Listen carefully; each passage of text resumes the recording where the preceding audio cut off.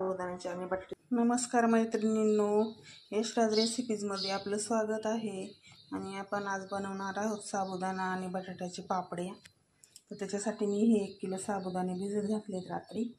बघा आता हे छान भिजलेत. आणि हे आपले 1 किलो बटाटे मी किसून घेतलेत साळून वगैरे व्यवस्थित.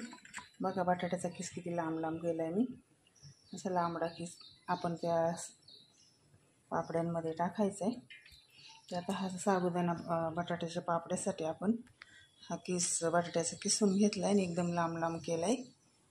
बघा किती छान, बघा किती लांब आणि एकदम स्वच्छ पांढरा दिसतोय ते. आपण ह्याला 4-5 वेळा चांगलं स्वच्छ पाण्याने धुवून घेतलं आहे किसून. आणि हे साबुदाणे हे आपण रात्री भिजायला घातले होते, आता ते छान फुगलेत. तर आता आपल्याला बनवायचं साबुदाणे बटाट्याच्या पापड्या. त्याच्यासाठी मी 1 पातेलं पाणी ठेवलं इथं पातेल्यामध्ये. आता हे जेवढं आपलं साबुदाणा होता तेवढं मी पाणी ठेवलं आहे. याच्यातलं थोडंफार आपण काढून ठेवणार आहे, सगळे नाही टाकणार.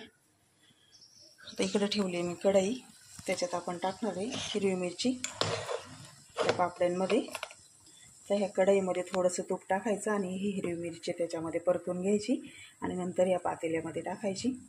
आता ह्या हिरवी मिरची वाटतानाच मी त्याच्यामध्ये मीठ टाकलेलं आहे 3-4 चमचे. 1-4 चमचे मीठ या पातेल्यामध्ये आपल्याला टाकायचं असतं मिश्रणामध्ये. तर मी हे मिरचीमध्येच टाकले, त्याच्यामुळे ती मिरची छान बारीक झाली बघा.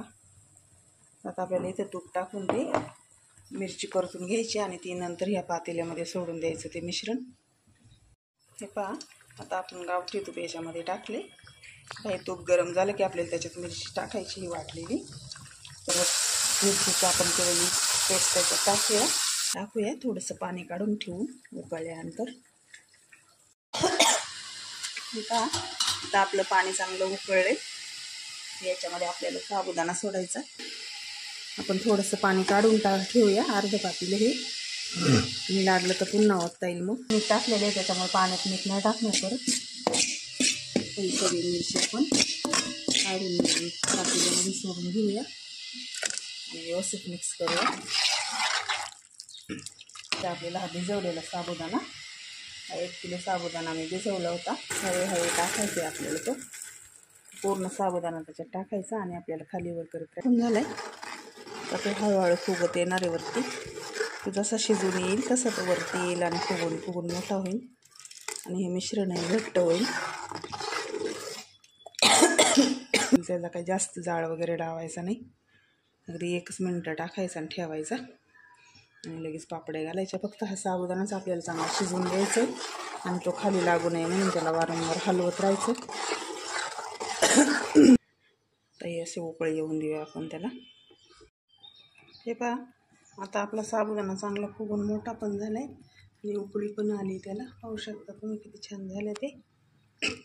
आता हे पूर्ण आपलं मिश्रण शिजलेलं आहे. त्याच्यामध्ये आपल्याला हा बटाटा टाकायचा आणि बटाटा टाकल्यानंतर आपल्याला फक्त 1 मिनिट ठेवायचं आणि लगेच त्याच्या पापड्या टाकायच्या. चला तर आपण हा बटाटा त्याच्यामध्ये मिक्स करूया.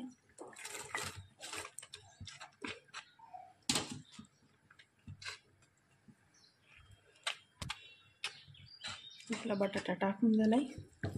जरा 1 मिनिट आपल्याला ठेवायचं आहे त्याच्यामध्ये, म्हणजे थोडासा वाफवल्यानंतर तो पापडीमध्ये दिसून येतो. नाही तर आपण जास्त शिजवला तर त्याचा गाळ होईल आणि मग तो दिसणार नाही पापडी आपल्याला. बघा तर आपलं मिश्रण अगदी छान झालं आहे, घट्ट पण झाले, जास्त पातळ नाही आणि घट्ट पण नाही. पाहू शकता तुम्ही. हे बघा बटाटा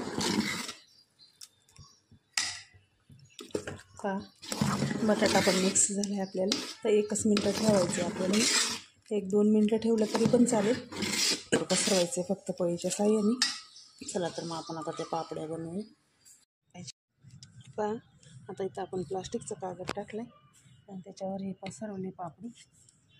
आपल्याला पळीमध्ये आणि त्याच्यानंतर ते थोडंसं असं पांगवायचं पळीच्या साह्याने. असेच करून आपण घ्यायचं. जास्त वाळल्यानंतर सुकल्यानंतर ते कागदाला चिकटलं जातं. ते असं आपण सगळे आता पसरून घेऊया. हे पहा मैत्रिणींनो, आपल्या आता सगळ्या पापड्या घालून झालेत. होऊ शकतं तुम्ही कशा झालेत त्या. पहा अशाच प्रकारे मी 1-1 पापडी सगळीकडे पसरून घातली आणि आपण याच्यामध्ये बटाट्याचा किस मोठा ठेवला होता, त्याच्यामुळे तो पण सगळा पापडीवरती दिसतोय. पाहू शकता तुम्ही. बघा कसे छान झालेत पापड्या. ते घट्ट पीठ केलं होतं मी त्याचं चांगलं मिश्रण, त्याच्यामुळे त्याच्यामध्ये चांगले घट्ट झालेत. पाहू शकता तुम्ही.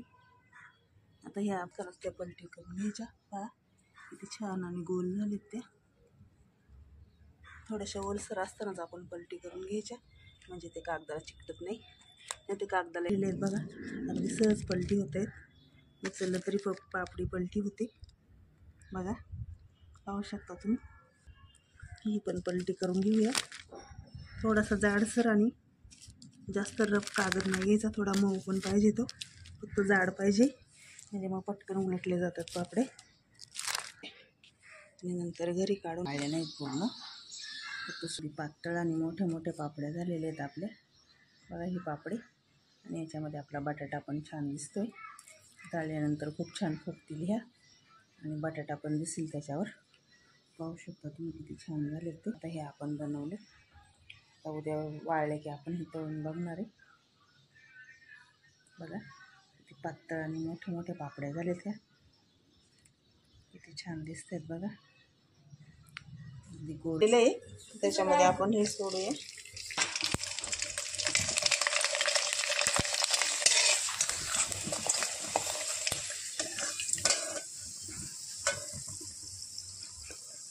किती पांढरी शुभ्र झाली.